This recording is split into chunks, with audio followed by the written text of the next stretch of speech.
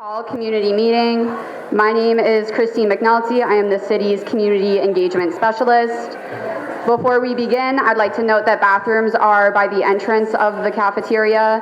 Pizza and refreshments can be found in the back of the room, and copies of tonight's slide deck can also be found. Slides? Where'd they go? The presentations? Where'd they go? Oh, and copies of tonight's presentation are being passed out. At this time, I would like to take a moment to acknowledge our electeds in the room. If you are an elected official, current or previous, please raise your hand, say hi. Hi. We have Councilor Strezzo, we have State Representative Barber, Councilor Wilson, Councilor Mba. Is that it? Yes? Yes? Cool. Great. So after each presentation, we will take 2 initial questions. We have a microphone available for audience questions, so please raise your hand and wait for the microphone before you ask your question. If we do not get to your question initially, please hold on to it. At the completion of all presentations, we will open up into a general Q&A. Please note that we would like to give everybody the opportunity to ask a question. I will do my best to prioritize audience members who have not spoken yet during Q&A segments, and I would ask that you help me achieve that goal by being considerate of your neighbors and sharing the microphone as much as possible. If we do not get to your question tonight, please email cm@somervillema.gov and we can direct your comment or question to the appropriate department. Tonight's meeting is being recorded. Meeting recordings will be available online at the conclusion of our meeting series and will be posted on the City TV government YouTube channel. So with that, I have a few quick city updates before we dive into the main presentation. So the Somerville Public Library Strategic Planning Survey is open until Friday, October 10th. You can fill out the survey by scanning this QR code here or by visiting somervillepubliclibrary.org. A reminder that Somerville's municipal election will take place on Tuesday, November 4th. On this slide are various deadlines for registering to vote, submitting vote-by-mail applications, as well as blue box locations for dropping off vote-by-mail ballots.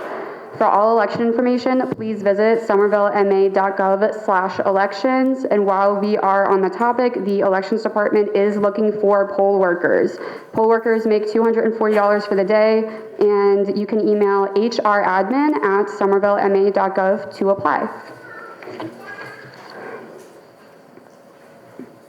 On September 19th, Massachusetts Governor Maura Healey signs the proposed new City of Somerville Charter. For the November election, 2 ballot questions will allow voters whether to accept the charter and whether to extend the mayoral term. To learn more about the charter and the review process, please visit somervillema.gov/charter review. Work to rebuild Broadway between Alewife Brook Parkway is expected to get underway following Eversource's currently ongoing gas utility upgrades. In addition to repaving the roadway and rebuilding sidewalks, this work will include the implementation of a new street design informed by an extensive community engagement process that prioritizes safety and accessibility for everyone using the street. Visit somervillema.gov/West Broadway to review the design and get periodic updates as we move towards construction. Accessibility is equally important. We are in the process of installing 200 accessible crossing signs with the street name in raised text and Braille. We are also actively upgrading our pedestrian signals with accessible push buttons and countdown timers. Since December 2024, the Somerville Office of Immigrant Affairs has held over 150 Know Your Rights trainings for community members.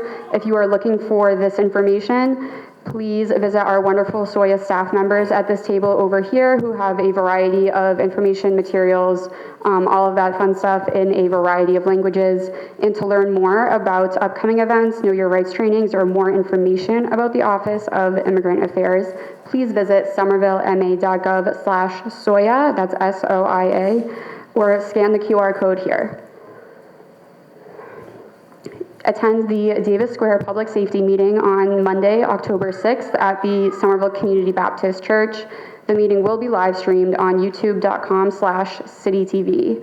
For those of you who will be watching the live stream, please submit any questions by October 3rd to davissafetymeeting@somervillema.gov. If you are currently a caregiver, the Somerville Council on Aging has resources for you and your family. The COA offers a caregiver support group, educational resources from partner organizations, and other forms of group support. You can learn more and register by contacting Molly Pagliuca by email at mpagliuca@somervillema.gov or by calling the phone number listed here on the screen. There's a lot to do in Somerville, and tonight we wanted to highlight some upcoming events. We have Summer Street's Monster Mash that's planned for Sunday, October 19th, and the annual City Hall Truck or Treat event will be held on Thursday, October 23rd, starting at 5 p.m. at the City Hall Concourse. And finally, you can stay up to date with all things City of Somerville by subscribing to our weekly newsletters. You can do this by using the QR code on this slide or by visiting somervillema.gov/subscribe. On this webpage, you'll find a list of other departments that all have their own newsletters. We welcome and encourage you to sign up for any and all that might interest you. So we have reached the conclusion of the quick updates portion, and I would like to welcome Mayor Ballantyne to the podium.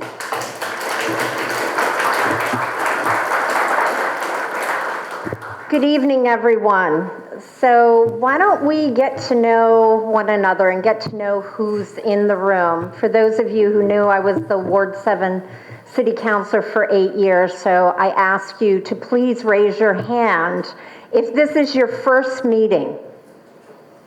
Wow, wonderful. Thank you for coming. If you have lived here 1 year or less, raise your hand. Great, thanks for being engaged immediately. Okay, if you've lived here between 1 and 2 years, raise your hand. 2 and 5? 5 and 10? 10 and 20? Awesome. 20 and 25? 25 and 30?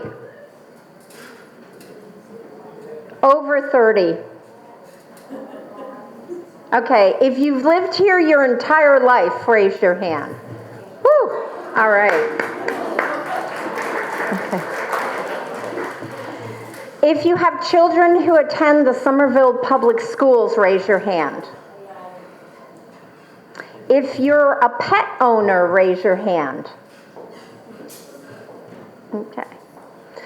If you primarily commute using public transit, raise your hand. Okay. How about if you walk or bike, raise your hand.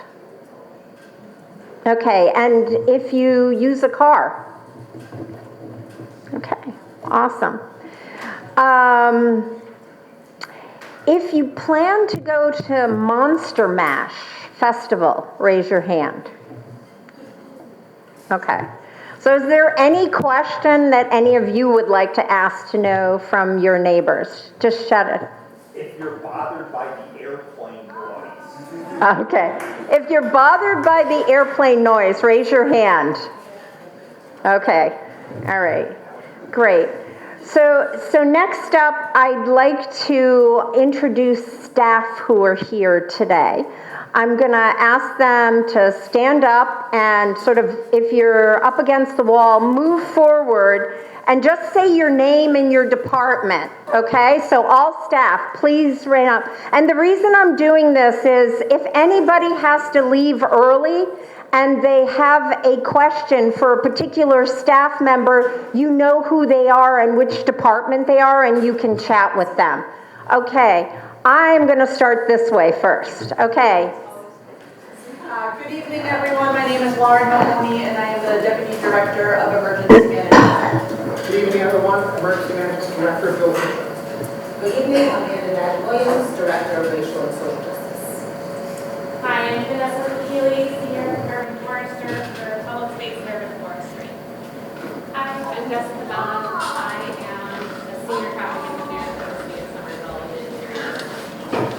Hi, I'm Rebecca Wright. I work in the engineering department. Hey everyone, Adam Polinsky, Senior Planner in the Mobility Division for OSBC. Good evening, everyone. I'm one of the senior instruction services, 311. Okay, so why don't we then move over towards the back? I'm Michelle Joy, the Health and Wellness Coordinator at the Somerville Council of Aging. Hi everyone, I'm Naomi Gross. I'm the Community Engagement Specialist for the Office of Sustainability and Environment. Hi all, I'm Elise Villard, the Sustainability and Resiliency Planner, also in the Office of Sustainability and Environment. Sean Sheehan, I'm the captain of the police department. I'm in charge of the patrol division. Hello, Deputy Chief Rich Levy from the Police Department. Hello, Nick Salerno, Elections Department. Hello, Lisa Davidson, Director of Housing. How about Tom? Why don't we go up this way? Tom Galgani, Director of Planning and Development. Meg Dallas, Communications Coordinator. Everyone, Nick, Electoral Department of Communications, Public Information Officer for Construction. Via Moreira, hi everyone. Deputy Director of Office of Accessibility. Okay. Why don't we go? Hello, my name is Nasha. I'm the Somerville Office of Legal Affairs, coordinator for the Spanish Services. Hi, I'm Anne Jolie. I am with the Somerville Federation Affairs, with the Social Assistant, with the Legion Field Services. Hi, my name is Tanya Kupani. I'm in the Department of Field Service in the Planning Department. Hello, my name is Emily, and I am also from the Office of Legal Affairs. I am the Vice Chief Executive. Good evening, everyone. My name is Dana Whiteside, I'm Deputy Director for Economic Development in the Office of Strategic Planning and Community Development.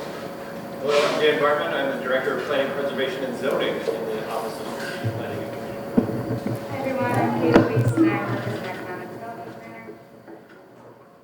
Okay, I think we got everybody, right? Okay, thank you, everybody.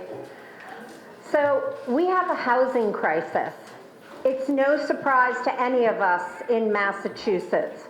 So this evening, I'm going to talk about what's happening and what we're doing about it. What does it mean when we say that there is a housing crisis? Well, according to the numbers, the median home prices are rising far faster than our incomes. In fact, from 2000 to 2023, so in 23 years, the median home prices increase or rose 73%, but the median household income only rose 4% when adjusted for inflation. And then nearly 40% of households spend more than a third of their take-home pay on rent or their mortgage. And for just under 20% of our neighbors, that number is more than half. That means over 7,000 Somerville families are one emergency away from being displaced. A key reason this is happening is that we're creating jobs that draw workers here, but there's not enough housing to meet that demand. Here's a graph. Those housing prices and income stats that I just mentioned. Look how the blue line that shows housing prices pulls away over time compared to the orange line that shows household income. And that's really the troubling disconnect. The numbers paint also a stressful story. But what does it feel like to live through a housing crisis? Well, I'll tell you what I hear about in detail from residents. It feels like learning your building is being sold and the rent is going to double. It feels like couples who want to expand their families but can't afford a larger living space. It feels like staying in an unsafe housing situation because there's no affordable alternative. It feels like leaving food in the grocery basket at the clerk's checkout because your rent's very high. It feels like neighbors, classmates, or families are moving out of Somerville. The bottom line, we need more housing, and housing that we can all afford. I know the question that's on everybody's mind right now is, so what's Somerville doing about it? And the answer is simple. You know, we're using every tool possible. We're doing everything that we can. And when the tools are exhausted, we're trying to create new ones. And here are just a few samples and examples. We're purchasing homes we're purchasing homes with nonprofits before they hit the market to keep those units affordable. We've launched a consolidated rental wait list, so you only need to submit one application for our many inclusionary rentals. And we're successfully fought to lower rental search fees at the State House. And we're continuing impactful advocacy work. I also want to highlight something important. The big portion of our housing work is supported by our Community Preservation Act. Last fall, Somerville voters overwhelmingly chose to double the CPA surcharge from the legal maximum of from the 1.5% to the legal maximum of 3%. That's bringing the total amount of CPA funding from $3 million a year to $6 million. And 55% of that $6 million goes into affordable housing initiatives. The choice you made at the ballot box is bringing dollars that make real change possible. You know, and I really want to thank everybody who voted for it to make that happen. Our approach to housing is built on 3 pillars. Make sure more housing is built, both market rate and affordable. Keep people in their homes and prevent displacement. And create homes that will be a good fit for those who need them most. Let me walk you through what each of these look like. The need for more housing is a statewide issue. Massachusetts needs 222,000 new homes by 2035 to meet the demand according to state data. So we're doing our part. Somerville has close to 800 new units in the direct pipeline now. And I'm going to ask people to answer this question. How many housing units do you think, non-electeds, non-candidates, you can't answer this question, okay, and non-staff, but residents, how many housing units do you think that Somerville has right now? Anybody want to shout out a number? Okay, it's 34,000. So I'm just trying to, set the table here. We have 222,000 statewide housing shortage. Somerville has 34,000 housing units. And the reason I always make a point to say this data is to understand how Somerville has contributed, but we also have to look at this as a regional approach because we can't put 222,000 housing units in Somerville. With our CPA funds, we're adding 24 affordable apartments for elderly and disabled residents at the Mystic Waterworks. So this is right here in Ward 7, behind the historic Waterworks building and near the V&A and Cape and Court. We have 54 permanently affordable homes through our 100 Homes programs. That's the one where we bought up homes with the nonprofits in our neighborhoods. And we have 319 units, including 136 affordable units that are going to be at 299 Broadway, which is the Star Market site on Winter Hill. We're also building forward with neighborhood scale plans. In August, we adopted the Assembly Square Neighborhood Plan, which aims to create 2,900 to 5,700 new housing units. Of those, roughly 600 to 1,100 will be affordable apartments. Our brick bottom plan is done. For those of you, do you all know where Brick Bottom is? It's over by Target on the other side of McGrath, the Brick Bottom area. That plan is done, and zoning for it is in progress. That plan sets a path to build 400 to 625 new homes, including affordable homes. And let's not forget the 100 Homes program. Since 2015, we've partnered with Somerville Community Corporation to buy homes, and then we kept them permanently affordable. And so far, we've kept 108 homes affordable this way.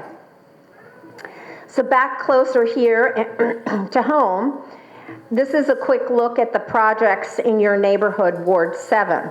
And I won't run through them all, but as you can see, there's a lot underway, including Clarendon Hill redevelopment, North Street. The first 2 phases of this project are underway, including 260 all affordable units and 260. There are, let me re-say that. Right now, the building that's being built has 168. That's all affordable. That's being rebuilt. And hopefully in the next couple of years, the second phase will be done. And then there's a third phase, which is the market rate, and that will have affordable housing in it, and that's along Alewife Brook Parkway. We're also deploying a wide range of housing supports to stabilize residents in need right now. In 2022, for example, we used ARPA funds to launch a rental assistance program for residents. And for those who don't know, ARPA stands for the federal funds that we got to recover. It's the American Rescue Plan Act to help us recover out of COVID. We helped residents with overdue rent, provided financial support during housing searches, and covered expenses that can make or break your access to housing, like security deposits. By its end, which was 2024, it was Somerville's largest and most successful rental assistance program and the most flexible and robust program of its kind in Massachusetts. To keep this going, our Office of Housing Stability has partnered with the Somerville Homeless Coalition and CAS, another community nonprofit, to create a new version of the program to continue this work. And as of June 2025, we have put more than $5.6 million into direct rental assistance, serving 892 people across 677 households. As we build and preserve housing units, we need to ensure access for the people who need them most.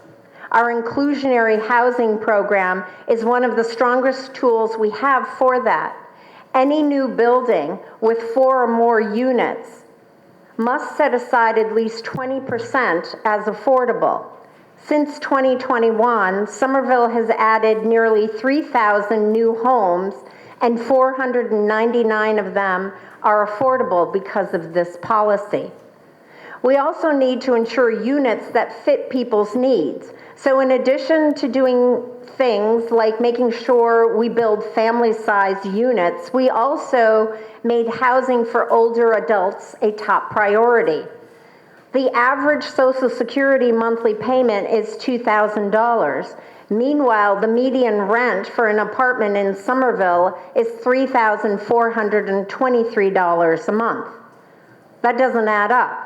Given the gap between the escalating rents and the fixed income for many older adults, it was clear additional resources and creative thinking was needed to prevent their displacement. With Senator Pat Jalen's support in securing state funding, we launched an older adult housing bridge pilot program. Last year, it kept 8 seniors in their homes who otherwise would have been displaced.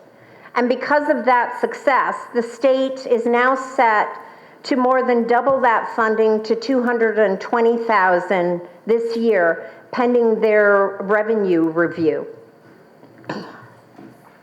Our municipal voucher program is another Somerville success story. In partnership with CAS and the Cambridge Housing Authority, this program provides rental assistance to families with extremely low income who aren't eligible for federal or state supports, with a focus on families with children in the Somerville public schools. We've already enrolled 30 families, and they pay no more than 30% of their income towards rent, with help also provided for security deposits and other stabilization services. It's taken intensive staff work from both the city and the schools to make this program a success. The photo is of a couple of our friendly Office of Housing Stability staff who are doing this work. So now advocacy. While we're building housing, we're also, that's where I said, you know, we're zooming in, we're talking about what we're doing here in Somerville, and now we have to zoom out. What else can we do? What is the creativity that, you know, or what state law or what something, little thing changed outside of Somerville that might help us advance or bring in a new program or bring in more resources?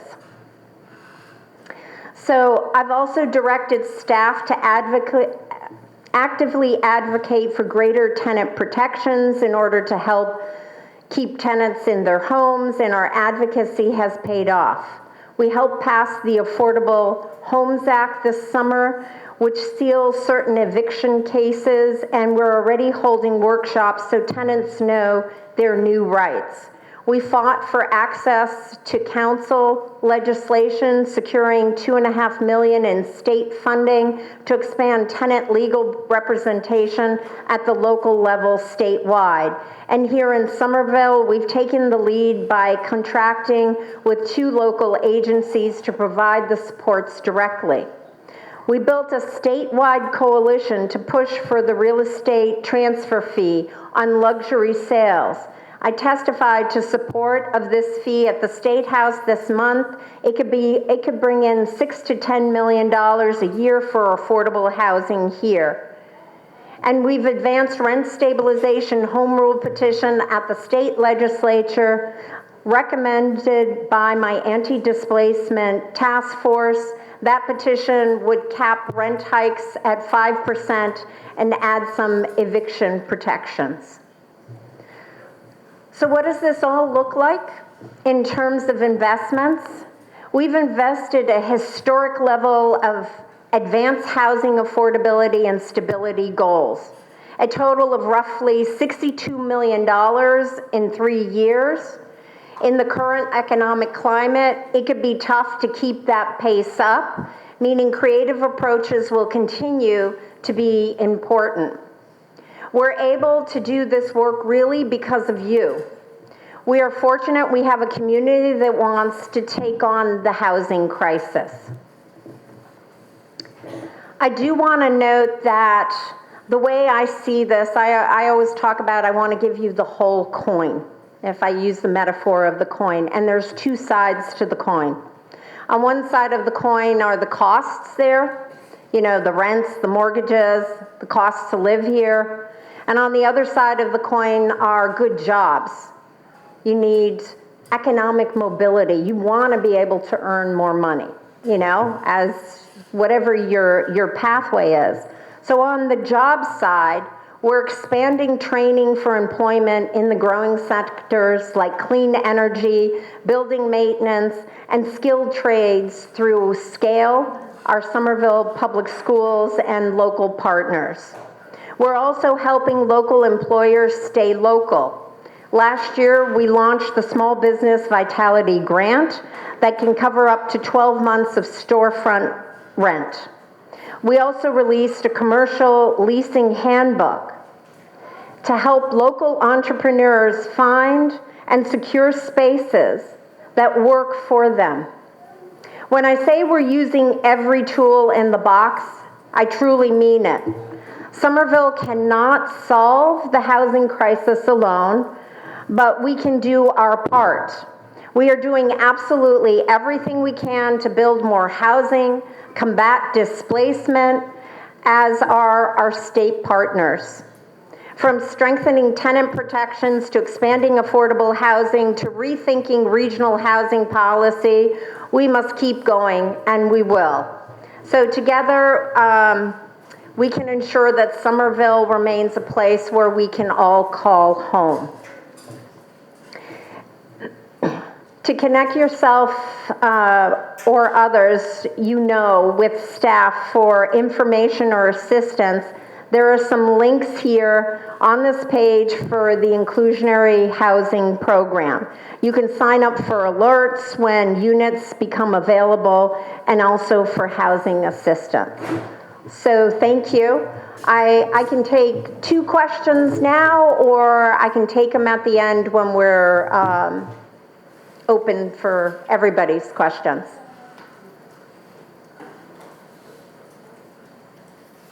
Okay.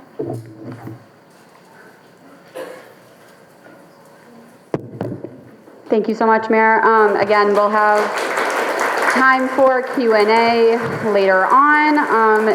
And next up, I would like to welcome our Office of Emergency Management, Deputy Director Lauren Mahoney.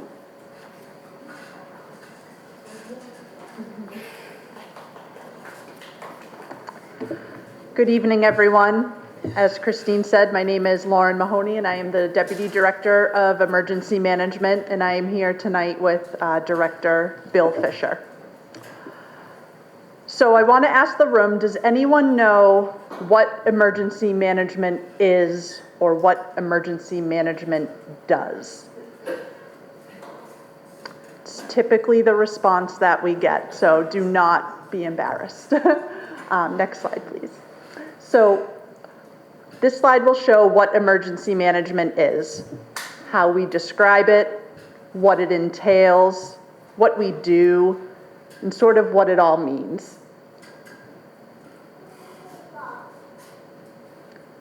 And I want you to focus on this middle point here. Everything that we do comes down to a community focus. Our job is to help collaborate and bring together the parties, the agencies, the people that can help bring resources to folks when they are in an emergency, a disaster, in a time of need. So a little bit on understanding emergency management. Emergency management is a local responsibility. We receive assistance from our state and federal partners. We are focused on all hazards, not just natural disasters that you typically hear about, like flooding and winter storms. It is a phased cycle of preparedness, response, recovery, and mitigation. And it is the key to protecting lives and then infrastructure and the economy. What emergency management is that it's not just FEMA's job. It is not a one-size-all-fits model because capacity varies widely in each municipality within the Commonwealth and across the country. We are not just limited to storms and floods, and it is not a reactive-only service. It requires planning and leadership ahead of time before a disaster or emergency strikes.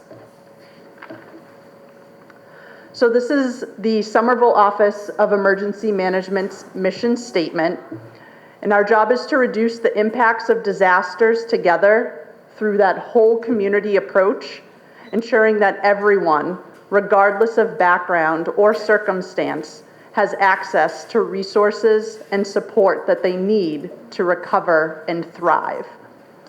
So if you're on social media, we now have a Facebook page trying to up our followers, but you could scan the QR code there or type in the URL and follow us up to date. We also have a city website where we post lots of resources, tips, tricks, seasonal updates, etc., that you can always visit to get more information. So this slide shows just some of the work that the Somerville Office of Emergency Management has done in the past 15 months. And I say the past 15 months because that is how long this department has been functioning with myself and Director Fisher. So Director Fisher has been here just over a year, and I myself started in January. So we are a department of two, but we swear we're small but mighty. So on this slide, you'll see that we've conducted numerous civilian trainings. We've started with city staff, and our goal is to roll these trainings out into each of the city wards so constituents can also partake in the FEMA Until Help Arrives class and also civilian response to active shooter events. And we have also updated or created several city emergency management plans, starting with the Comprehensive Emergency Management Plan, which is the city's base plan when it comes to responding to disasters and emergencies. Off of those, we have developed building safety and evacuation, emergency alerting, commodity points of distribution, evacuation, heat and cold emergency, and also mass care and sheltering. We've stood up a few unified coordination centers. The first was for Porch Fest back in the spring. We just had one this past weekend for Fluff Fest. The sun was shining, which I hear has not been the case the past couple of years, so that was great. And we have also stood one up for elections and plan to do so again this year. I mentioned that our job is primarily a coordinated response. We're often not the boots on the ground folks that you see out there. We're not firefighters, we're not law enforcement officers, but our job is to coordinate. So we're behind the scenes. We've done coordinated responses for fires, severe weather emergencies, for the heat and the cold, the Winter Warming Center, and also stood up a local recovery resource center. One thing that I mentioned our coordinated response to was fires. As you may be aware, the city has had 4 significant fires recently over the summer, and this timeline kind of shows you exactly what happened over that span of 53 days. So on July 6th, there was the Wheatland Street fire. On August 10th, there was the Powder House Boulevard fire at the Clarendon Apartments. On August 20th, there was the Thurston Street fire. And on August 28th, there was the Medford Street fire. So in that span of 53 days, 4 fires, there were 58 residents of Somerville displaced. So no fire and no response is ever the same. Each of these were unique in their own ways and unique in the residents that were affected. No one ever comes to an emergency or a disaster from the same place, and our job is to meet them where they're at and, like I said, get them what they need in that time of crisis. So we helped coordinate the resources in those late night, early morning hours. And then we always conduct a conference call or a huddle with all necessary departments to discuss the impacts, the outstanding needs, the casework being done, timelines, the whole picture. Collaboratively, between the city and our outside agency partners, we were able to assist all 58 residents during each of those extremely vulnerable times with the services that you see listed here. So temporary and long-term housing, financial assistance through the Somerville Homeless Coalition Emergency Fund, food security, pet supplies for those that had furry family members that were also affected, translation services thanks to our great partners over at Soya, clothing, household goods, mattresses especially for the Powder House Boulevard fire where the residents lost everything, and even residents that were pulling, their mattress out so that folks could jump from the windows safely. document replacement such as state IDs, licenses, and school supplies for children that are in the Somerville public school systems that were affected by these fires.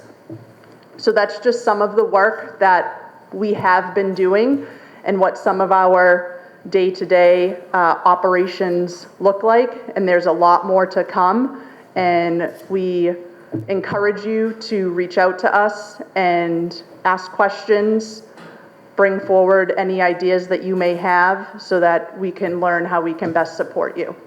Thank you.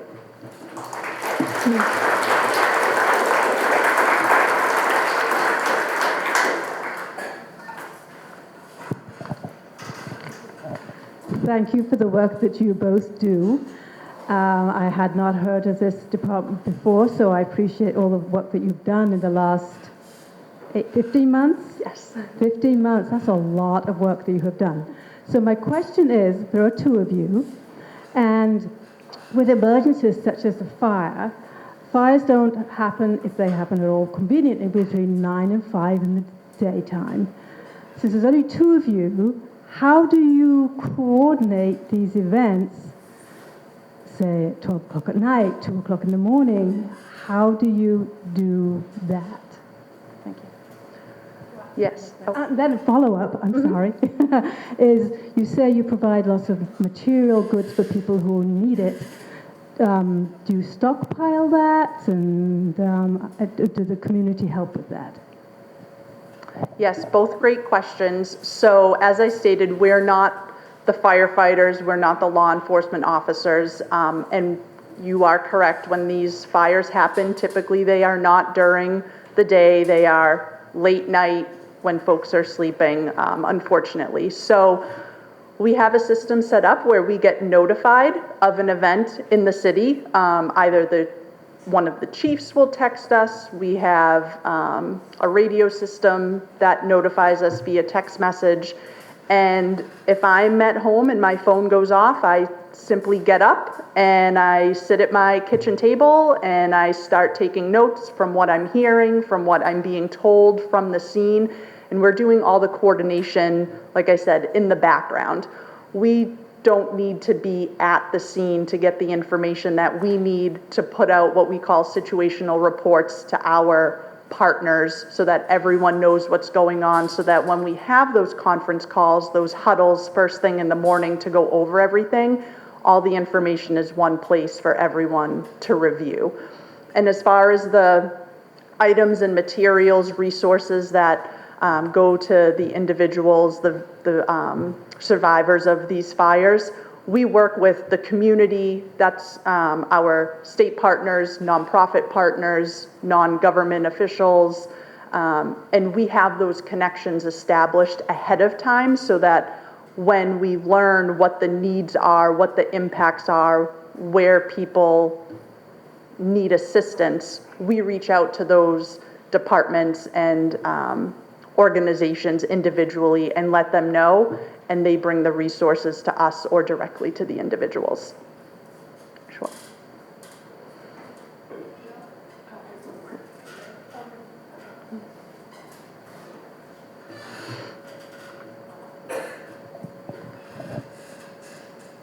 Thank you for the work that your unknown office does. Are there plans, do you have plans for our immigrant neighbors and who face such terrible disruption? Yep, so we're not directly affiliated with any of that, but there are plans in place through the city, and we encourage individuals to take the Know Your Rights trainings, and working very closely with the Somerville Office of Immigrant Affairs, and they have numerous resources, as you can see, that they'd be happy to provide you with and talk through further. Okay. Thank you.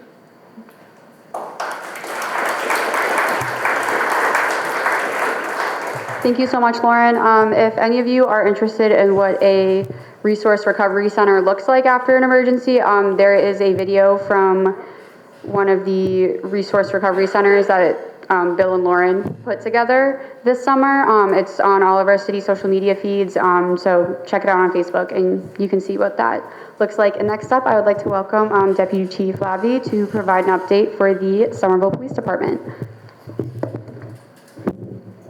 Good evening. Hope everyone's doing well. To start out, we want to give you a broad overview about crime in the city, and then specifically Ward 7, where you live. So citywide, Part 1 crimes have increased over 9% over the last year. But these increases are driven primarily by shoplifting. I think Marshall's, Target, and Assembly Mall, they drive those numbers up on us. Burglary has decreases. And motor vehicle theft is down, and breaking into motor vehicles is also down. In Ward 7, where you live, Part 1 crime has decreased 15% over the last year. There's been some increases in aggravated assault and larceny, but decreases in motor vehicle break-ins and motor vehicle theft. Area cars deployed based on patterns, hotspots, repeat incidents, feedback from the community. It's important if your car gets broken into. A lot of times we'll take reports for a motor vehicle break where nothing was taken. Maybe the car was left unlocked. But it's important for us to know that because it helps us deploy our resources where they're needed. Officers are made aware of any patterns or hotspots through our communications through our crime bulletin, which crime analysis prepares on a daily basis. Continue to increase residents' awareness of crime and crime prevention methods. Has been the majority of our response. At the beginning of the summer, Chief Benford laid out warm weather strategies, very forward thinking. The goal was to work with internal, external stakeholders to maximize the opportunity for community safety through the summer season. Our objectives were to identify problems and work collaboratively towards creative solutions, identify resources and target locations based on data and community concerns. These responses are data-driven. Deploy additional resources to address concerns per capacity between July 1st and September 30th. Locations we identified were in the West End, Davis Square. Davis Square has been a hot topic, right? In the central part of the city, Somerville High School and Union Square, and in the east part, the Healy School area, Mystic Housing, Temple Street, Lower Broadway, and Assembly Row. Were all targeted for directed patrols, park, walk, and talks where the officers will get out of their cars. They'll walk for an hour. They're assigned to an area to make contacts with citizens, with business owners, let them know that we're out here trying to find out what their concerns are, develop relationships. Between July 1st and September 7th, officers have conducted almost 1,400 business and citizen youth contacts. That's 344% higher than the same period last year. They had 315 contacts. We had 1,286 directed patrols, which is 76% higher than the same period last year, which was 731. And the park walk and talks, we had 584 park walk and talks. Considerable amount of resources with the on-duty staff that we have. The police department has worked towards building trust and legitimacy with the community. We hosted National Night Out at Doughboy Field. Maybe some of you were there. Maybe some of you were lucky enough to dunk Deputy Donovan in a dump tank, or one of the other several officers who boldly volunteered for that. We did a junior police academy. They recently graduated in August, the end of August. We had 30 cadets graduated from grades 5 to 8. We got a lot of positive feedback with that. We did an online safety class at the request of the principal from the Winter Hill School, Innovation School at the Edgeley. We had multiple teachers, police officers. Lieutenant de Oliveira speaks Brazilian Portuguese. Natasha Montina, she speaks Haitian Creole. And we had Detective Kilsarius Leguizamon, who spoke Spanish, all assisted in teaching this class. And it was about online safety, sexting. Anyone that has a teenager knows that, this is a hot topic. Trying to prepare them for being responsible with their phone and what to do if something happens like this with them. We had separate sessions in the different languages, and our bilingual officers ensure accessibility for all students.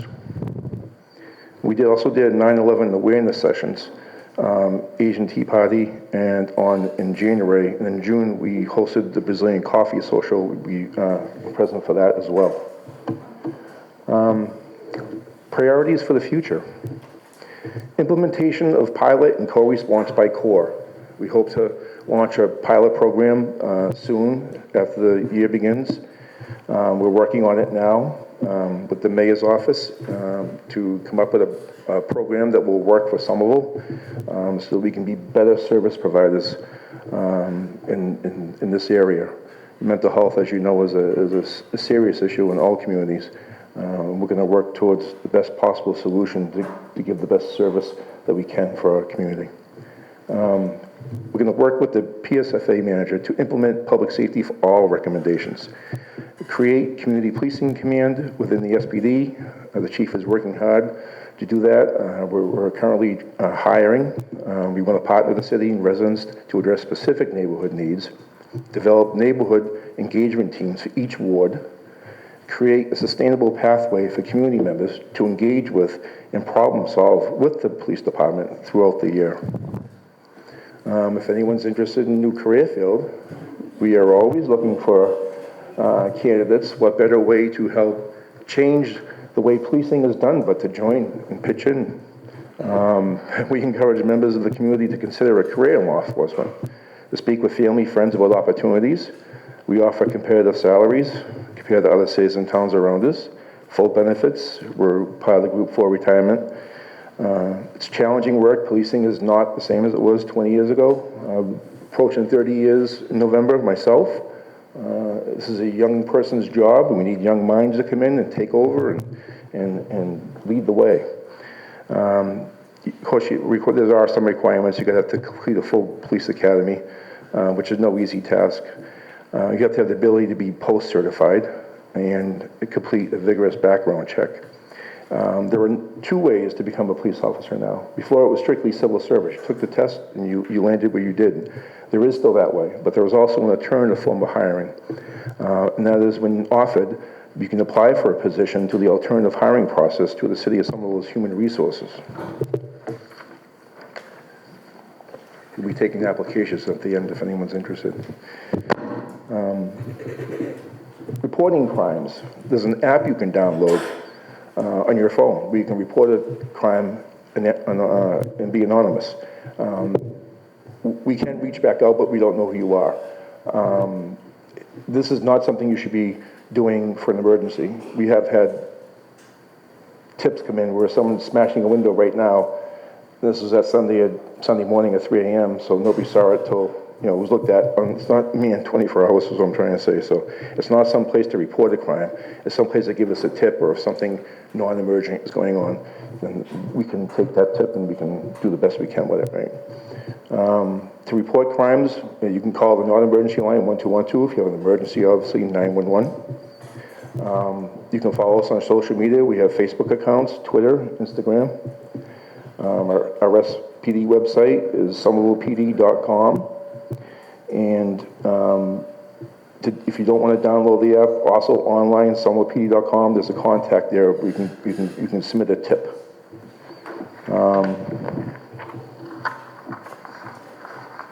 You can go next slide.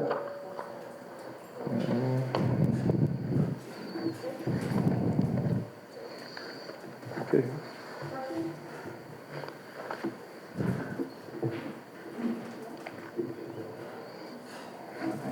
Good. All right. Thank you.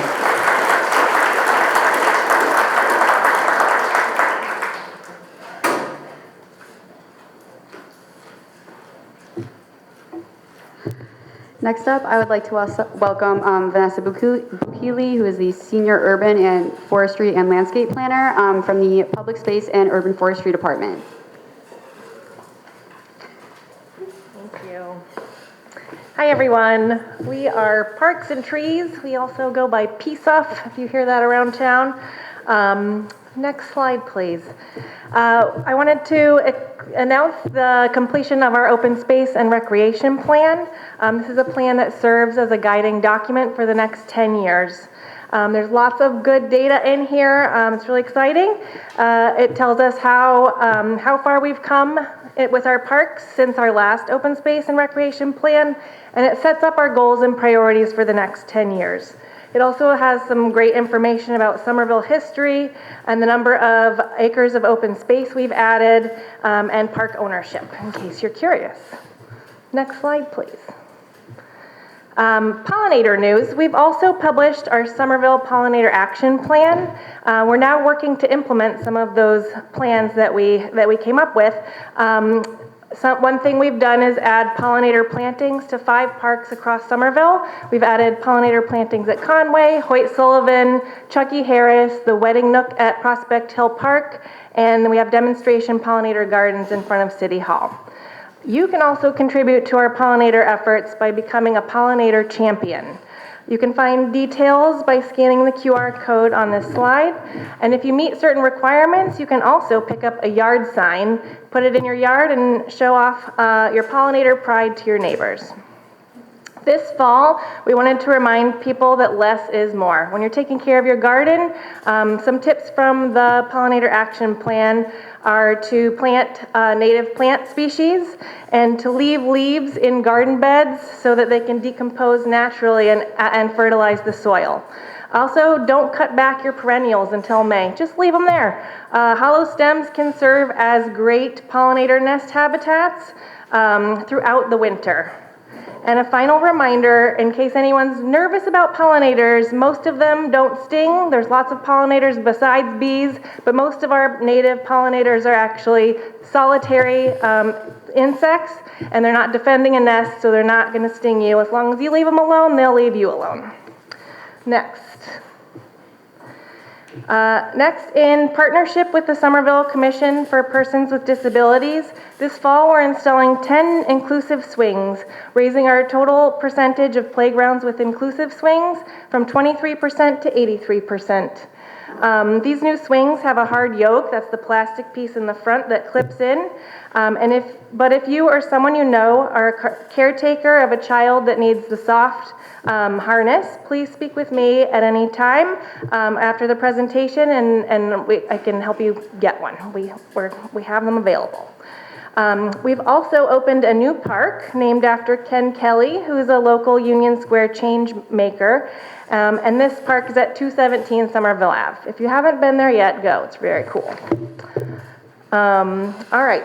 Our urban forestry team, I'm one of them, is continuing to oversee 2 proactive tree maintenance programs.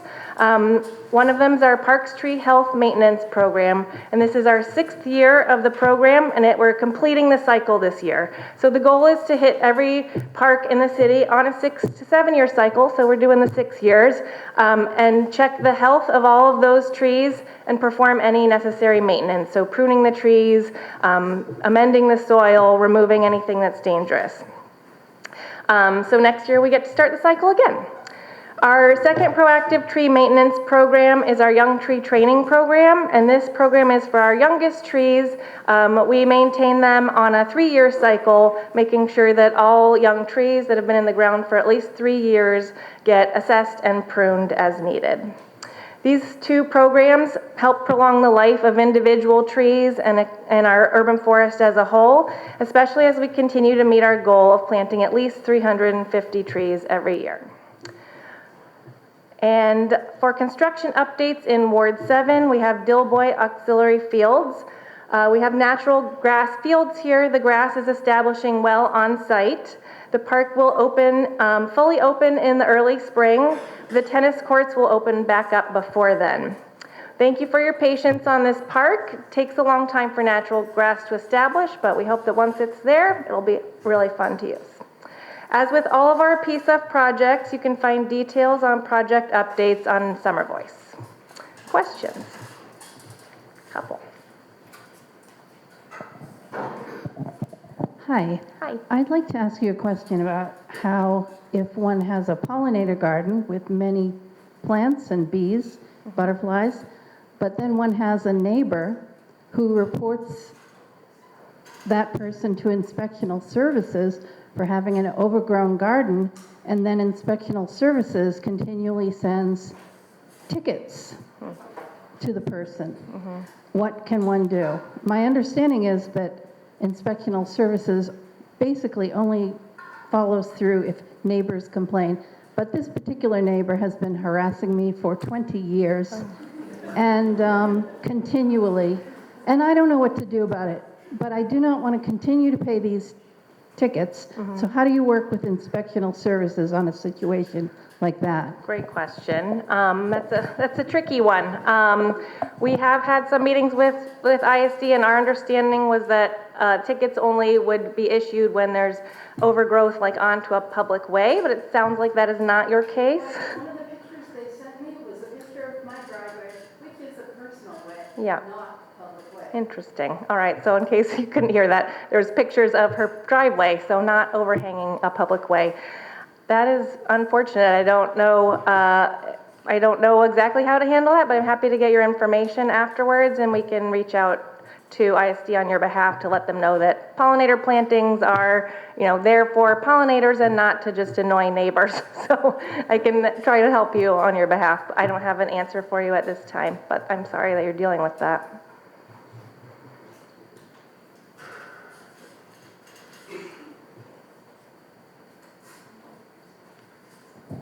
Hi, I'm an avid gardener, and I also run the school's garden that's in the front here. And I have two questions that are not related to my exact work that I do, but I'm noticing, I think it's wonderful the efforts that we're making for pollinator gardens, and I just also feel really sad when I see how much black swallowwort there is on some of the streets here. I haven't seen a single monarch butterfly this season. And I really believe that the black swallowwort is just out of control this year. And the other question I have is about that trade-off where in our city, which is something that has affected me a lot, that people who do not take care of their food waste and have their food waste in their bins loose and everything, and they have a 24/7 rat buffet going on. They've paved everything in their house and everything's covered in rocks, but I'm the one with the garden, and I'm the one that gets fined because guess what? Rats want to live right next to their food source. And personally, that led me to actually become a participatory budget delegate, and my own problem has been, knock on wood, somewhat alleviated, I hope.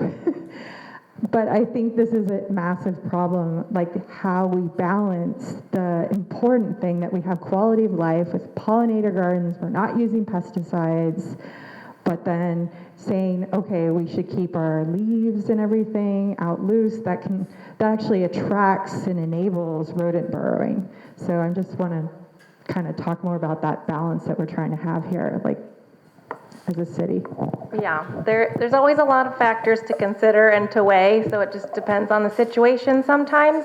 Black swallowwort is a terrible invasive species. It's definitely everywhere. We do have door hangers that we make and can provide to people if you want to pick up a pile of them and help get the word out that black swallowwort is terrible and what to do with it, picking off the pods before they explode. We hope that more people will understand and do their part, but it's a tricky balance. We do have, I don't know what the official name is, but the rodent control team folks who are trying to do a lot of education about, closing bins, making sure that things are sealed and that food waste is a challenge and the main driver of rodent activity and rodent, population explosion. So parks and leaves get the bad rap, but really it's food waste that is the main driver. Having leaves in the planting beds they decompose pretty fast, so, maybe they're there for some amount of time and rats go through them, but they're not there just for those leaves. And if there are certain places that rats are, then you can keep leaves out of that place and put it in another spot, or maybe, wait for a year, I don't know, until the rats go away. I've had to deal with rats on my own property as well.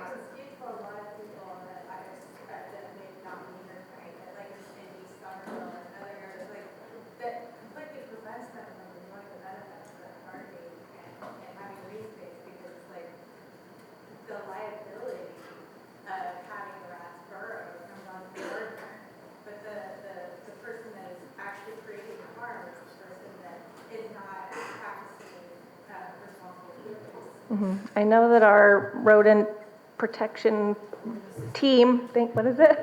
Rodent assistant program, they will come out to a site and determine what activities may be encouraging rodent behavior, and then talk to the folks about what to do about it. So if there are specific instances of that you know of, I would recommend reaching out to the rodent assistant program. Apparently it's called, okay. Yeah, okay, well, spread the word, everyone. Sure. So thank you for the question, and thank you for bringing up the issue. So if anybody has an issue, please call 311. Okay, they will put you in contact with our rodent control staff. I've added 2 staff, so we have a robust team of 3. And to your point particularly, it might not be your property, but they've decided to find a home there. It's somebody else's, 30 feet away or 20 feet away, because what attracts the rats is food and water. So if they're being fed and they can get water, that promotes it. So our team will go out and they'll not only talk with the specific resident who's identified the problem, is they'll try to organize the neighborhood, because the rats know no boundaries. So if there's an issue, please call 311. Can you just raise your hand and just call 311? Thank you.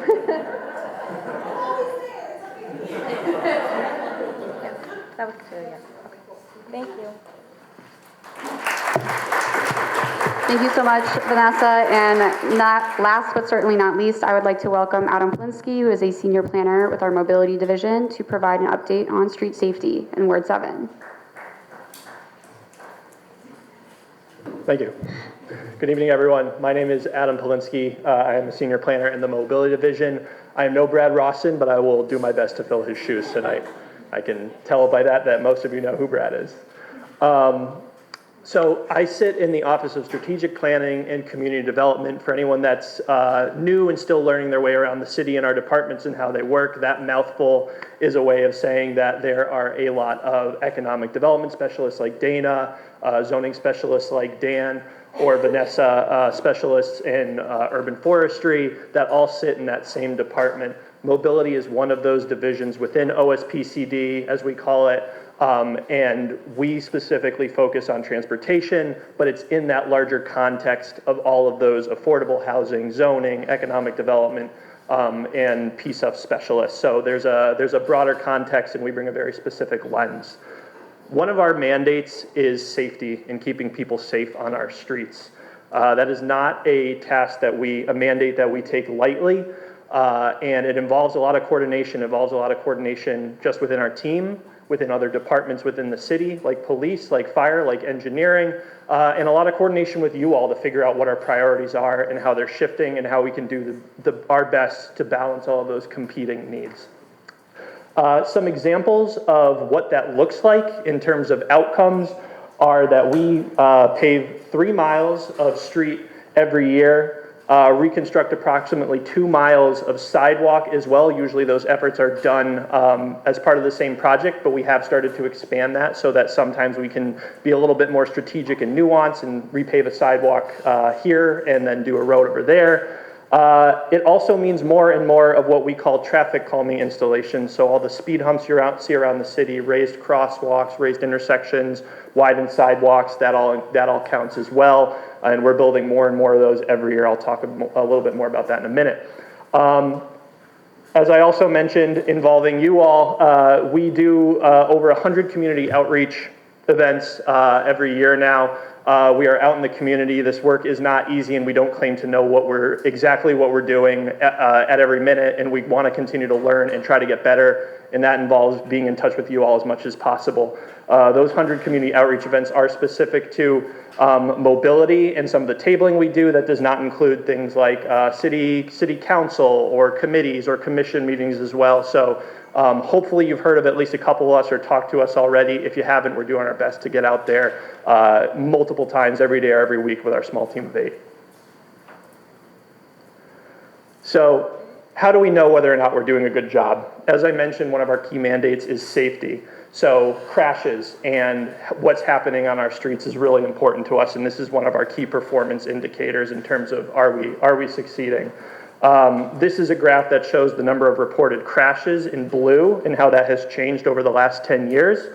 It also shows the number of crashes that result in injury in those black dotted lines there, and then the number of crashes involving non-motorists that for the majority entails pedestrians and people on bikes. While we love to see that the overall crashes are going down, we are a Vision Zero city, which means that we expect people to make mistakes. We never expect there to be no mistakes, no crashes in Somerville. However, we do believe that through intelligent and thoughtful street design, we can reduce the number of people getting hurt or killed on our streets to 0. This part of the graph is what we're really focused on, and this is the piece that shows those number of injury crashes and the crashes of people who are most vulnerable, the ones that are most likely to get hurt, whether that's a pedestrian, a cyclist, a skateboarder, someone on a scooter, or other. And thankfully, we're seeing that those numbers are trending in the right direction. Why are they trending in the right direction? You can see here on this chart that the number of traffic calming installations has increased in Somerville year over year for the last 7 or 8 years. I've been with the city I was with the city when we installed our first speed humps. I was with the city when Allison Donovan was killed right out there. And that was a really hard meeting to come to and listen to all of you, the mayor, who was a counselor at the time, and feel that outrage. It was really hard in that moment to say that we couldn't do better. And I like to think that in that moment, we decided collectively as a staff, as a community, that we could do better. To me, this is the outcome of that decision. We are building more and more traffic calming, and I think we are saving more and more lives on Somerville streets every year, and we're not going to stop. So how can you all get involved? Thank you. So how can you all get involved and stay up to date on our work? We believe transparency is really important, and we want to make sure that everyone is as involved as possible. We have a traffic calming map that you can see on the left here that is live. There's a link there on the bottom if you want to see some of what we've done recently and some of what we plan to do in the next couple of years. We also send out a monthly newsletter. Our most recent was in September, and we like to give out lots of updates on what we're doing, what's planned, and try and pull in from other departments and teams and stuff around the region as well. Not to bore you all to death, but to keep you posted on some of what's going on in the community and that you're up to date on what's going on related to transportation in Somerville. If you're not signed up for that newsletter already, just search Somerville Mobility Newsletter and you can get plugged in. We don't have anything related to community engagement happening specifically right now in Ward 7. However, there are a few projects and efforts that are currently underway throughout the city. These are the 3 major ones. We are looking to make improvements on the community path and getting feedback from others about the future of the community path. There's a QR code and there's more information there. You may have actually seen some of our staff out on the community path over the last couple weeks.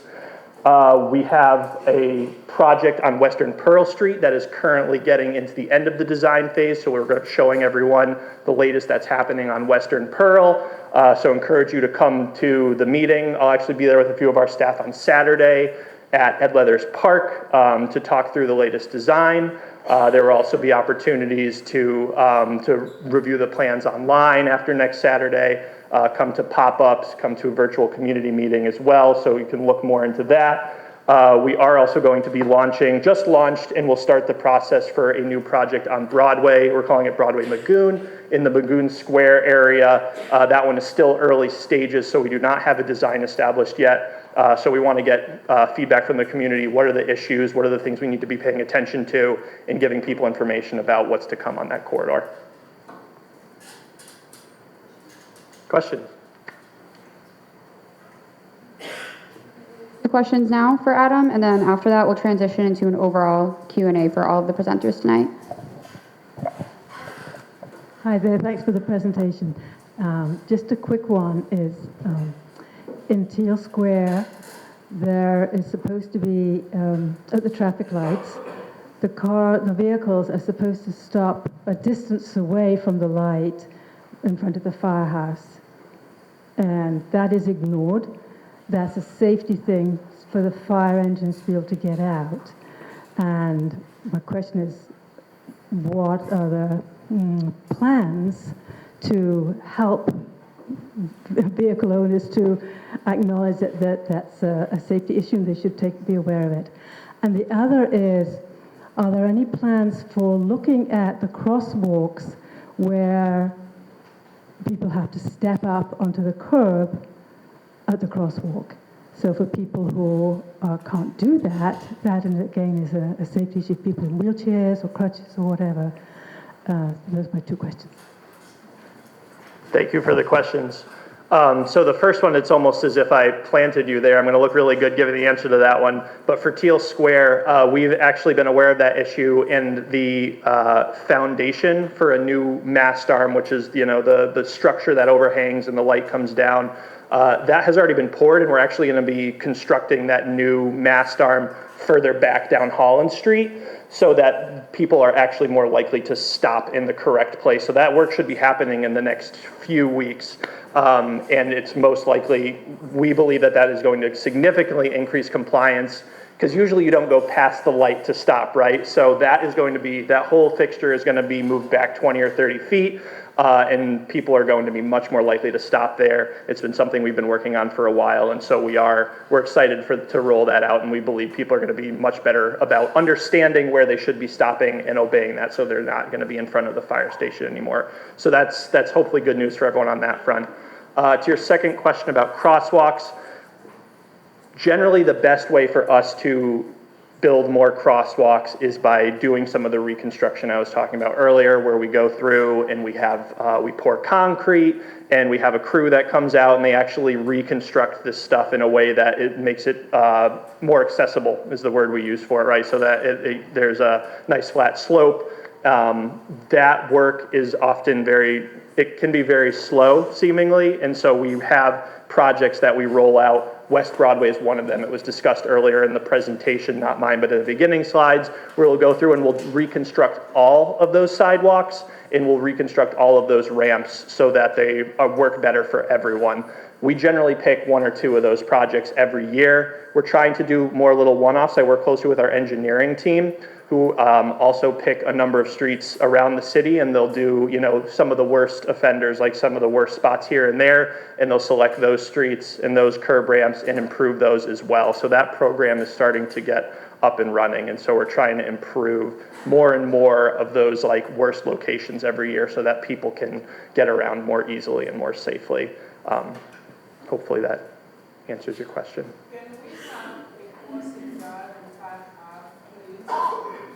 Where? Park Ave?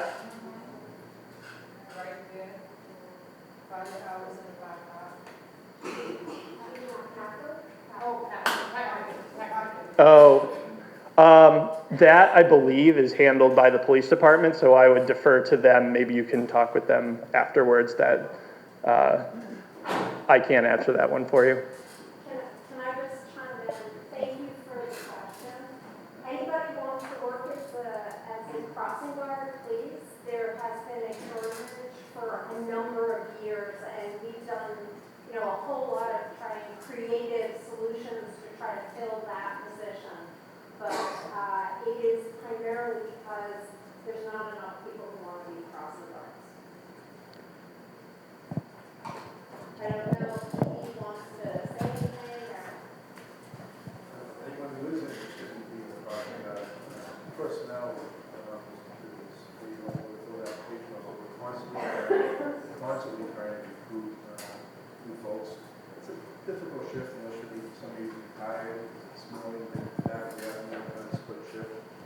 but, yeah, we're always interested.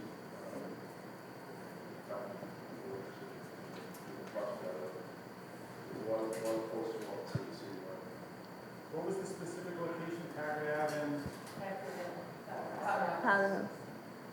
I'll speak with the coordinator, see if we have someone available. Fortunately, we are very fortunate. Hi, Adam. My name is Madeline. I live over on Elmwood Street. And I don't know if you're aware, but we are one street off from Cameron Ave, which is a major artery from Holland to Mass Ave. Yep. And speed humps were installed over on Cameron a little while ago. I don't know if it's been a year or a little bit longer. But Elmwood is a very narrow two-way road, and ever since those speed humps were installed, we've had a lot of through traffic, especially around commuting hours, and people really just fly down Elmwood, and it's been a big problem with like a lot of the neighbors. So my question is, after you're installing these traffic calming measures, how are you following up with the auxiliary streets that are taking that overflow of traffic? That's a great question, thank you. So we have this software now actually where we can measure and understand how traffic patterns are changing throughout the city. The problem is that that traffic data is not always up to date, and so to get the most up to date and recent traffic data, we often have to go out and collect it, and that is actually more expensive, and it's harder to get everything around the city. So we do have some basic processes in place to measure that, but we don't always know which streets are going to receive changes and like be impacted by, say, speed humps on Cameron and which ones aren't. So to some degree, we do rely on feedback from folks like you to understand that and to be able to pivot and change our plans. We make new plans for things like speed humps every year, and so if a street like Elmwood needs to be on our consideration list because it is now receiving impacts that we weren't anticipating from Cameron, that's something that we definitely take into consideration. A good example is right.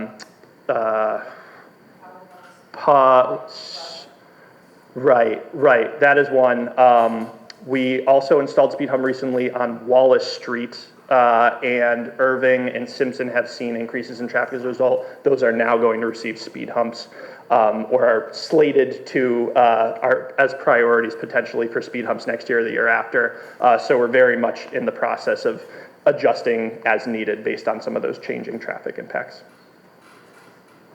We were actually told that we put speed humps on Simpson because they need a lane for emergency vehicles to get through. Not every street can have a speed hump. I don't know if we told you, I don't think the mobility division said that, but we can follow up afterwards.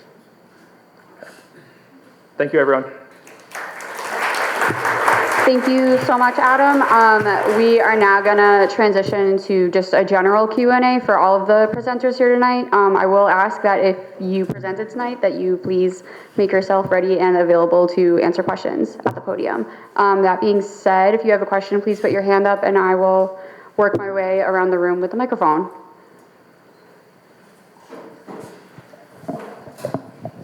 This was for urban forestry. Hi. My understanding is that one of the goals is to plant more trees in Somerville, and zoning has recently changed to increase the height of buildings. It's also my understanding that trees need sun.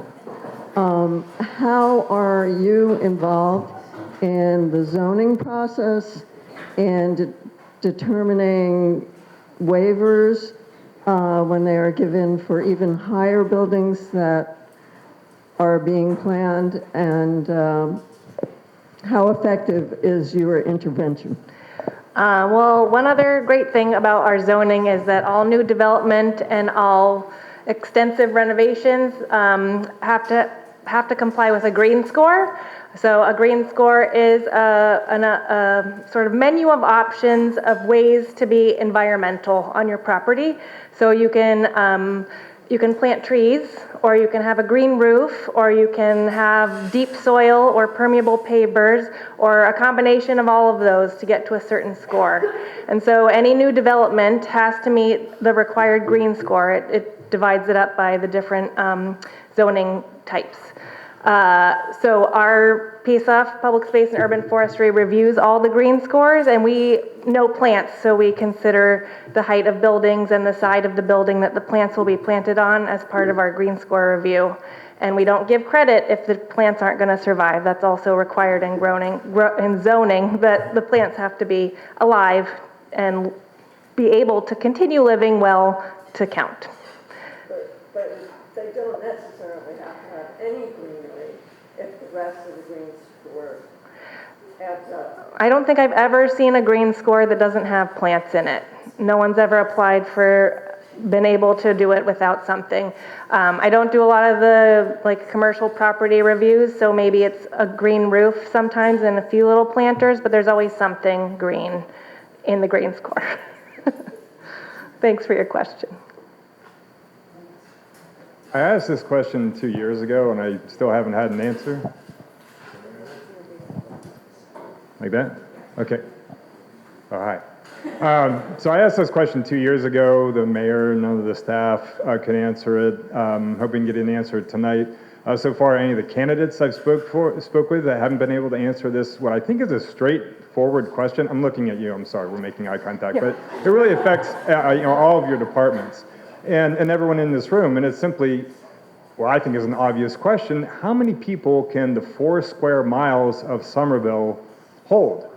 How many desks can we have in the classroom? How much sewage can we get out of the city safely, and so forth? Very interesting question. Definitely not my domain.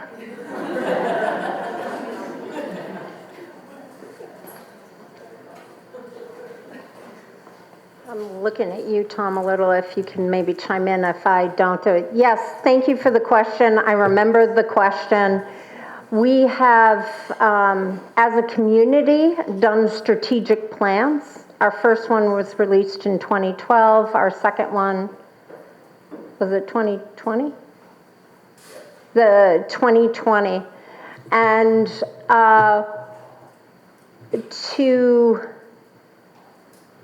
to answer the question, I would say that the plans have been built on what can the land sustain.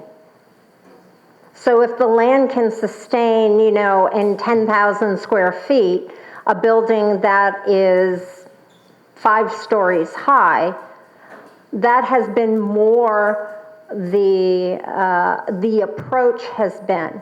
The question, I guess, that we could flip it around and say, how many people, what do we want the population of Somerville to be?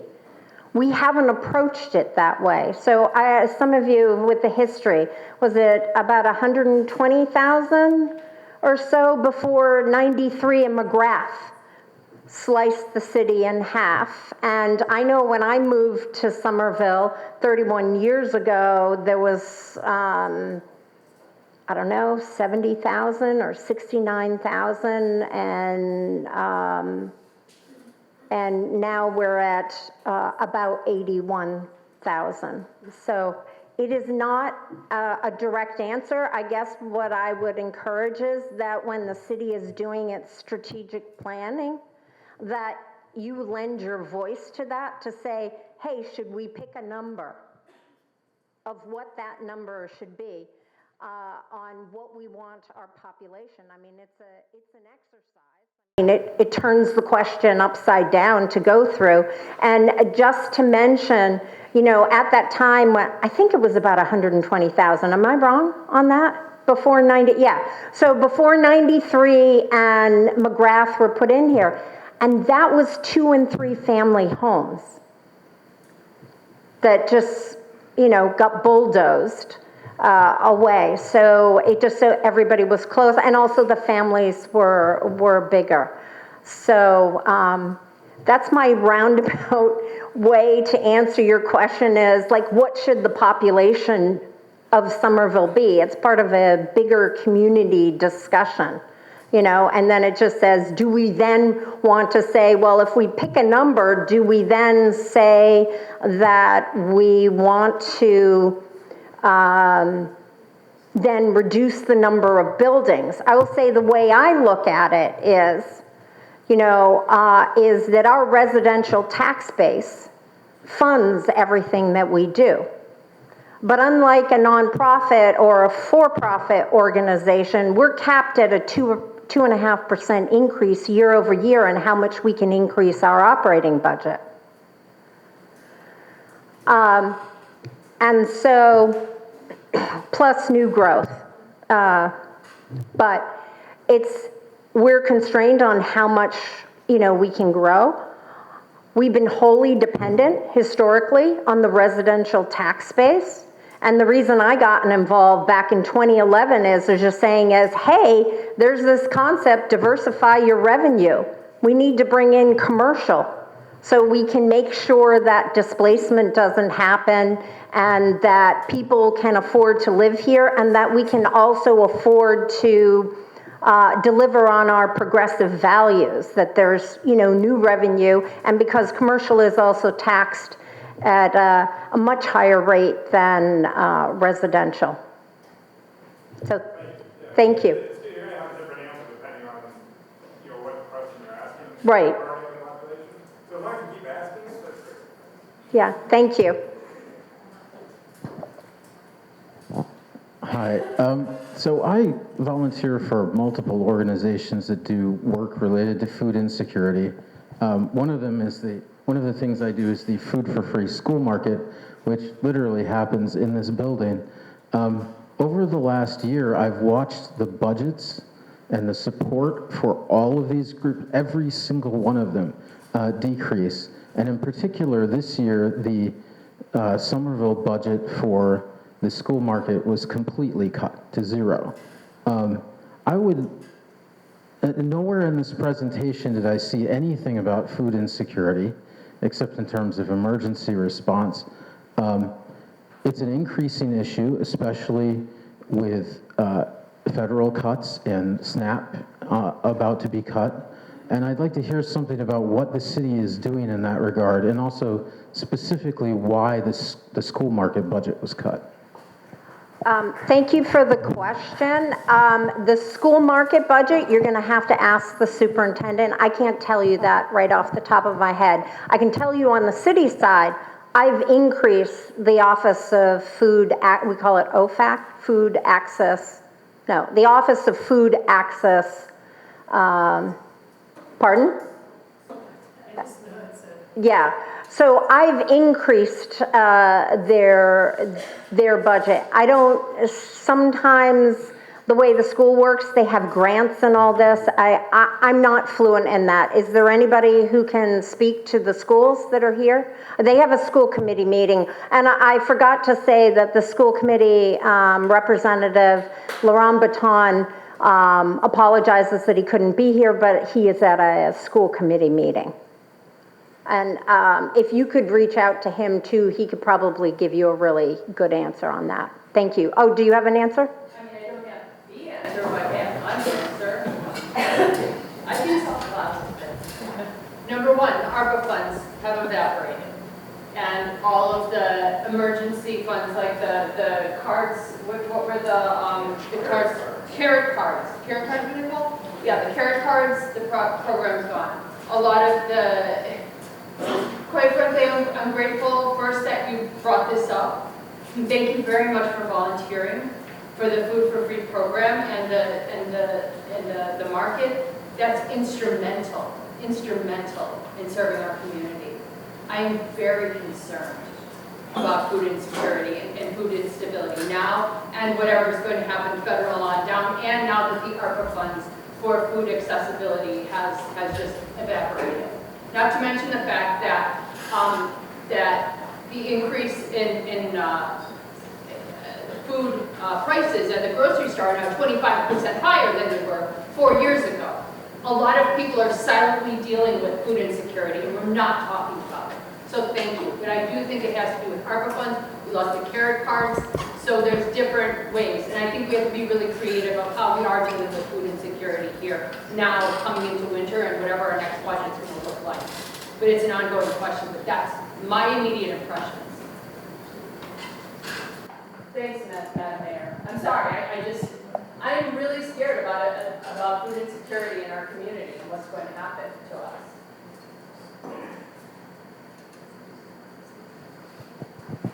I have an environmentally related question and about a new program that the city has created called Pumpkin Smash. Would you talk about what Pumpkin Smash is, when it's happening, and where it's happening? I think I am the plant, actually, not Rachel this time. Hi, everyone. Naomi Gross, the Office of Sustainability and Environment. Part of a composting pilot program that we are rolling out very soon in East Somerville, which is very exciting. We are doing a lot of community engagement activities around that, and one of them is open for the whole community. It is Somerville's inaugural Pumpkin Smash. It will be on Saturday, November 8th, from 10:30 to 1 p.m. at the Community Growing Center. It's in collaboration with Mothers Out Front and the Community Growing Center, and it's an opportunity for everyone in the community to bring their jack-o'-lanterns, their pumpkins from Halloween, and smash them in very creative ways.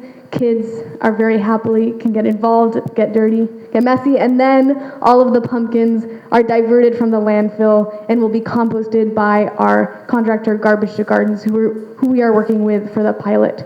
So everyone is welcome. If you want to have more information, you can go to somervillema.gov/sustainaville, and we'll have information there. Thank you, Rachel.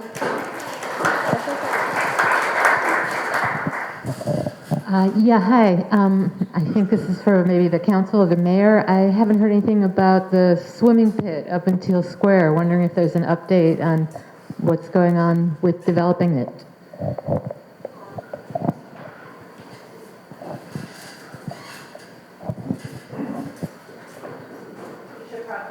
Yeah, hi. Tom Galligani, Executive Director of the Office of Strategic Planning and Community Development. About a month ago, there was a community meeting that the developer, who's a local Ward 7 resident, hosted to talk more about his project. He got some feedback. He got lots of feedback. In fact, I think I was at the meeting. I think it was probably an hour and a half, 90 minutes of conversation. We have not heard any more details, at least the Office of OSBCD, we have not heard anything. But he's busy working on his strategy and his plan and trying to line up financing, trying to figure out the answers to all the important questions. How is he going to build this? And to what scale is he going to build it? And how is he going to put the deal together? So we don't have any more update than what you may have witnessed about a month ago.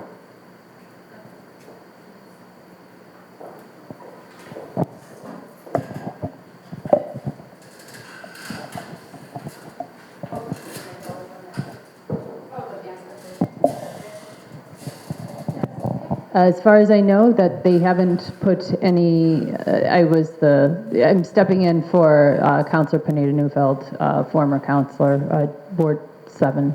I've been taking on, by the way, if you don't know who I am, I'm City Councilor Kristen Strazel. I'm one of the at-large councilors, but I have been taking on a lot of Judy's work in her absence until November, when you get a brand new Ward 7 councilor. So I was the councilor who facilitated, I almost said administrated, the pit conversation. Yes, it was a good meeting. The meeting is visible online. This is not, and they did create a website for the project. I'm trying to poke through my inbox, but I won't waste your time on that. So please just follow up. Please call me or text me or email me, and I can get you the website. They actually have a website up. The video is visible online of that meeting. But their next step in the process is to just submit the paperwork and go through the process of that, which they've told me and told us that they're committed to doing. So that's the next step. It's just going through the process. But as far as we're all informed, it's happening. So just follow up with me. Teal, thank you. Thanks, Emily. TealSquareHotel.com. Thank you so much. TealSquareHotel.com. That's where you'll find the information. Okay. Something I wanted to mention, and I think it was you that asked about how big is Somerville going to get, and so something I think that is an important fact is that Somerville is the densest, the most densely populated city in New England, and the 19th most densely populated in the country. So I think that by itself should be something. I mean, Boston is not more densely populated, Cambridge isn't. This is the most densely populated, which is a good thing. Also, it means a lot of people want to live here.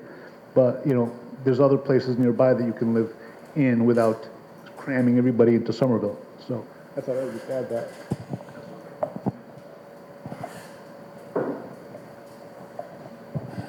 Thank you. My name is Karen. I live very close to the Davis Square area. This may not be as much a question as a suggestion.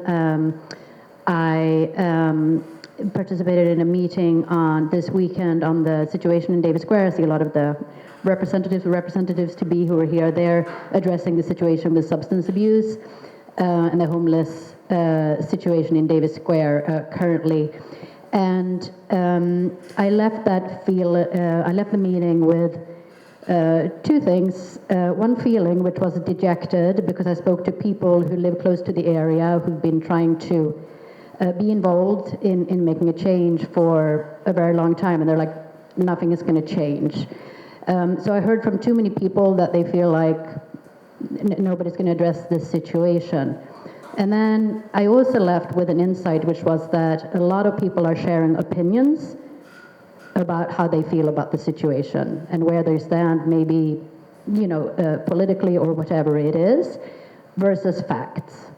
And when I talk about facts, there was only one representative who actually talked about things like best practices.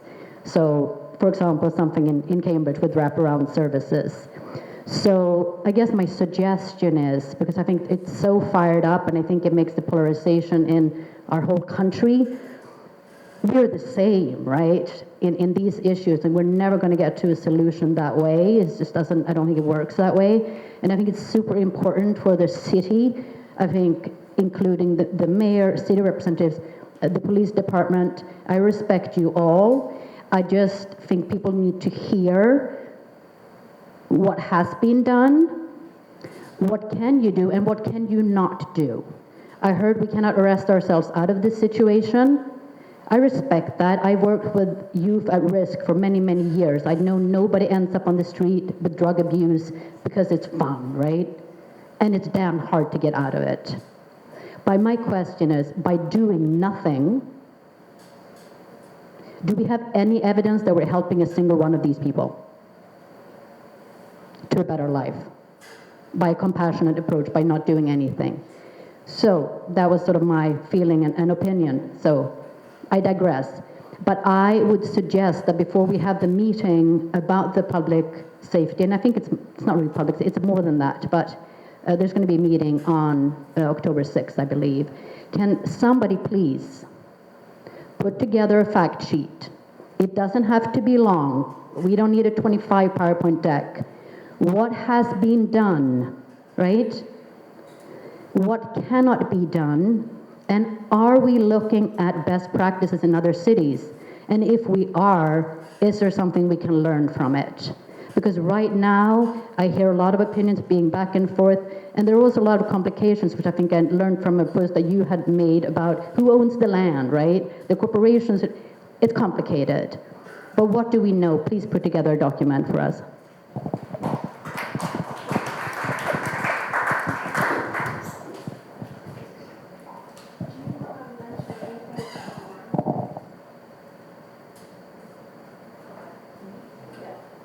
We can have the discussion on the 6th. I mean, let me just say one thing is, you want to give people a place to go. So how have we done that?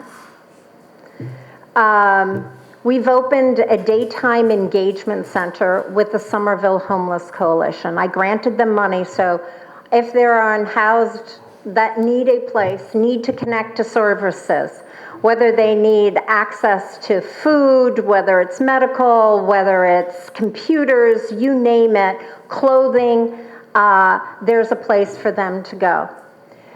If they don't want to be there, many have hung out in our libraries. So there is a place to go there. In each of these places during the day, they are then connecting with people. who can connect them to resources. There's a staff at the Homeless Coalition that we jointly opened up the Daytime Engagement Center. We have a library. We added a social worker to work in our libraries who connects to them. I also put 3 community health workers on staff in our Office of Health and Human Services, and their job is to spend 90% of their time in the community connecting with people and connecting them to the services. So you give people a place to go, you then develop those relationships, you connect them to the services, and then you find them housing. In the winter, the first time ever in the city of Somerville, when I started, we opened it, we can't even use the word shelter. The word is used, an overnight warming center. So our people who have no place to sleep can then sleep in the overnight warming shelter. The most recent location, which we'll repeat again, is in one of our old schools that is near the housing, that is near Somerville City Hall. It's just down the street. Thank you. It's known as the former Cummings School. So again, you give people a place to go, you connect them to people, and then they get connected to services. Also, our nonprofit partner, the Somerville Homeless Coalition, has a shelter year-round, 365 days a year. Do you all know where that is? Okay, because many people say they don't know. They never knew that there was a shelter in the Holy Baptist, no, is that Holy Bible Haitian Baptist Church. It's the big brick one, a couple of buildings up from our library in the west. There's 10 beds in a shelter that is downstairs. You access it from Chapel Street. It's in a residential community. I funded the Homeless Coalition to expand their shelter, go 70 feet up across the street into another church, and for a year, that has not been able to open because some of the neighbors are suing them. Okay? So we are in this situation that we know what works. We know what data says. Give people a place to go, connect them to services, and you can move along. And what else did we find out is when I talked to the merchants and I talked to the residents, during the winter when we're running the overnight warming shelter at the Cummings schools up near City Hall, that there are less people hanging out in Davis Square. So we do have a solution, hoping that the 7 to a dozen people would have a place to go that are hanging out there now. Then, if there is trash, you call 311. If there is needles, you call 311. Yes. If you are concerned about somebody's well-being, that you see them using, you call 911. And our police will help figure out the response. And those are the systems we have in place. We've tried to be creative and to add more because we know trying to give people a place to stay during the day and at night is the first way to get them into a permanent housing situation. So thank you.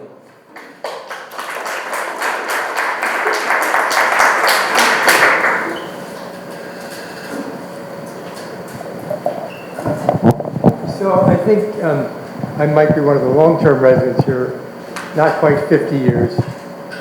And I just want to say, I wouldn't want to live anywhere else. And I don't know if anybody knows me will say that's nonsense, well, those political. I'm going to miss you, Dr. I think your passion for trying to solve our housing programs is one of the best things about you. And I'm profoundly hopeful that the next person who's the mayor is going to carry on that part of Katjana's legacy in a big way. I really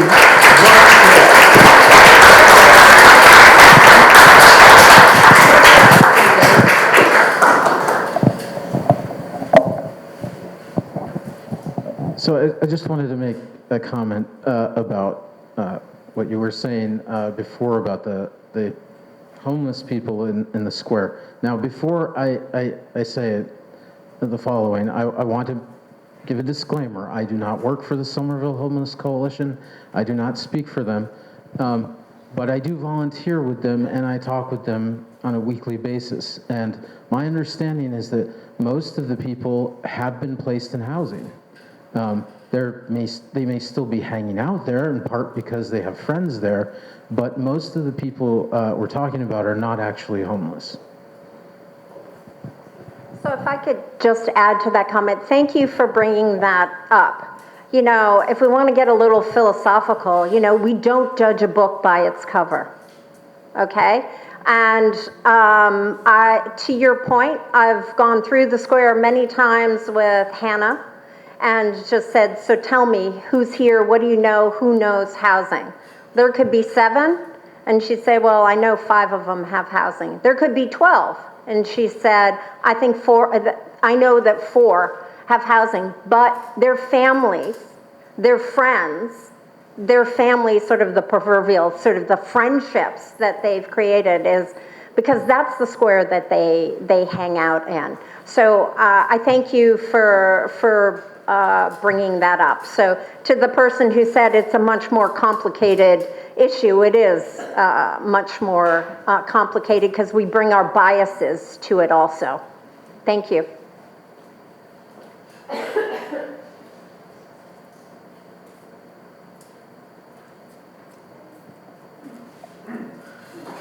We are coming up, it looks like, on 8:25. What time is it? Can someone confirm? Sorry, I'm Gen Z. I can't really read a clock.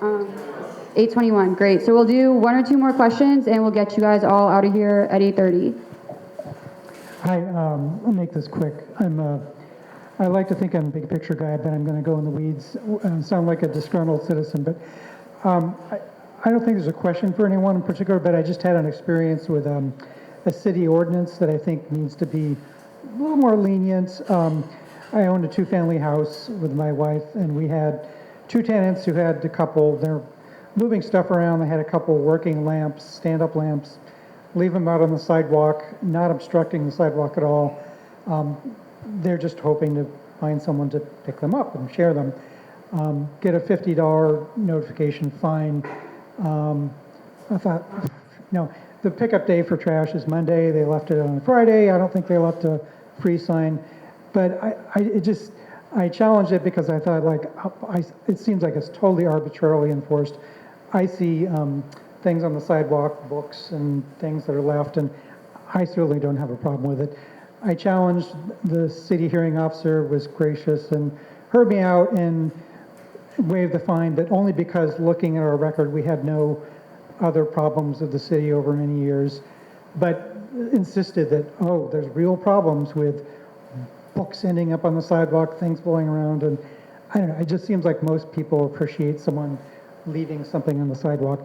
I don't know where the line is, there's couches and there's other stuff, but anyway, I just think it's time to change City Ordinance 110131, so it's a little more lenient so we can all get free stuff occasionally. Thanks. Anyone else? Going once, going twice. Where? Anyone? No? Okay, I think that's it. Thank you all so much for coming out tonight. Thank you to all of our city staff who presented. If you have any questions on the way out, feel free to grab a city staff member. And yeah, thank you guys for coming. Get home safe.